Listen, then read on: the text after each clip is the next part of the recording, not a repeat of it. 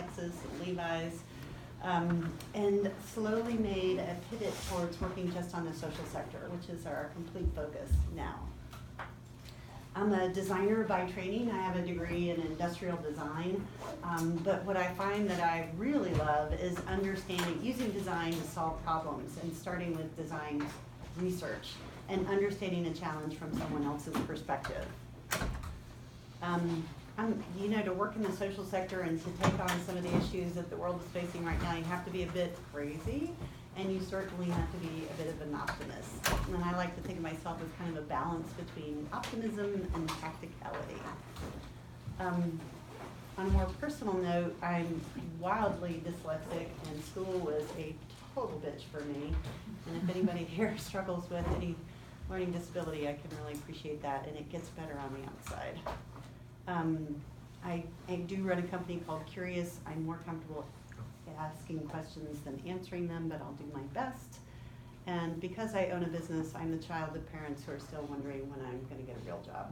If anybody plans on starting a business, plan on that being part of your reality too. My career journey looks something like this. I graduated from college in 1986 with that industrial design degree. I had 2 job opportunities. One was working for NASA, which sounds really cool, but I think it was for making like $14,000 a year designing museum displays in this horrible little town in Alabama, and I couldn't do it. So I went and took a job with Procter & Gamble as a health and personal care rep. I represented Pampers, Metamucil, and this dental product, and I called myself the orifice lady. And I called on doctors, nurses, and residency programs. I absolutely hated it. I did it for about a year. I'm so glad I did it, because I learned about what I'm not good at, which is sales. And then I went into advertising, thinking I could combine my creative background with my little bit of business experience. And I did that for a lot of years, like over 10 years, and had some amazing experiences. Nike was my favorite client. I wasn't ever paid super well in advertising, so I always had kind of backup gigs. I did some modeling in New York, which is the worst job in America. And I was also a filmmaker, did that on the side, and had films in Sundance and Berlin Festival in New York and other places like that, always short films. And then started Curious in 2000. We had a commercial focus in the beginning, as I mentioned, and then made this slow motion pivot to working on the social sector. So now our clients are the Gates Foundation and Stanford University. We've worked with Caring for Colorado, the Marin Community Foundation, and others. So this looks really tidy and super well planned, but in actuality, my career looked more like this. And I'm kind of so grateful it did. I admire and envy a little bit those folks who know exactly what they want to do and then pursue it in this very linear fashion and are totally happy being an architect, and they knew at age 6 they were going to be an architect. I didn't necessarily know. I had visions. I thought I was going to be a teacher. I was going to do all these other things. But my life took a more circuitous route, and there are these kind of strategic inflections throughout my career where all these disparate things kind of chunk together in ways that are like, oh, that's why I did filmmaking, or oh, that's why I know how to be in front of the camera, or whatever it was. And it just, those are the moments that I've been so grateful that I do have this varied background.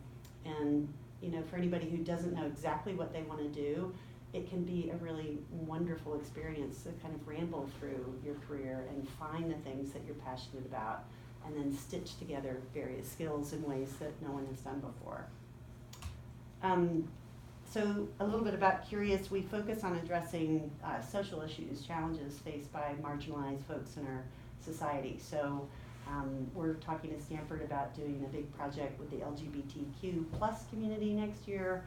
We've worked with women and girls in East Africa. We're working with the Latinx population in Colorado right now. And we work very closely with these communities, listening to them about how they are experiencing a challenge, and then working with them to design solutions that meet their needs in culturally appropriate and sometimes even delightful ways. And I say that because one of the things I'm starting to realize in my career is that design can be kind of an exercise of privilege, in that you get to decide what the solution for someone else is. And I think one of the ways we go around mitigating that is by really starting by listening and not assuming that we have any of the answers, and in fact, just trying to set our biases aside. And so we listen to the people we're designing for to learn and discover, to challenge what we think a problem is, to understand a challenge from their perspective, and to surface opportunities that, you know, when you really pay good attention to someone, start to reveal themselves to create change. And we don't just do research, we design solutions and then we share them with people in really rough forms, in prototype form, which is a tenet of human-centered design, to have them tell us what's wrong with these ideas and how to make them better. I've been lucky enough to work in, this is Ethiopia, Tanzania. This is the current project in Colorado. I do a lot of teaching now, so maybe I am a teacher a bit. I teach at Stanford, D-School quite a bit, and other places around the world, talking about human-centered design. And the lessons I've learned along the way, one of the things I learned the hard way is that business partnerships are marriages, but way harder. Oh my gosh, because you have so much ego and everything invested in how you show up at work and certainly in the companies that you build together.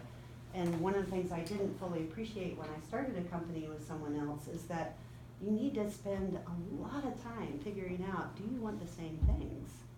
And how is this business going to fit in your life? And even like, what kind of family do you want to have? And how is work going to integrate inside that family? So having the tough conversations before you start the business is really imperative, and trying to imagine some of the hurdles you might come across as you're in business together, and do that, have those conversations early and often. One of the things I've learned is that having business experience is benefiting me wildly in the social sector. And if anybody's interested in working in the social sector, one of the things you might consider is going into business first. One of the things I know how to do from my business experience is how to delight people into adopting a new behavior or in a product that we create. And so much of the social sector is so doggone earnest and boring, but we can bring some real sparkle and sizzle to the work that we do, because a lot of us have a business background. Another lesson I've learned is that coming up with ideas is cheap. It's easy. Implementing them is far harder. So we are trying to be better about surrounding ourselves with people who don't necessarily specialize in coming up with ideas, but can make them a reality. Because a good idea is just a thing on a piece of paper. Making it real is so damn hard. One of the things I'm coming to believe in my career when I look around at people who I admire is no one is self-made. Absolutely no one. And when you look, really truly take a good look at everything that has propped them up along the way, and all the people who said yes, and all the people who gave them opportunities, no one's self-made, and myself among those. And then I've already made this point, but you can really have a valid, great, happy career by kind of loosely stringing together a whole bunch of experiences that don't necessarily add up to a nice trajectory that's neat and tidy, but can be more of a squiggly line. I'm an example of that. Some of my biggest work struggles, as I've mentioned, I didn't appreciate the significance of picking a business partner and how challenging that could be, and also how great it could be. I've taken a really long time to learn the value of saying no, because I'm starting to realize that the fewer things we do, the better we do them.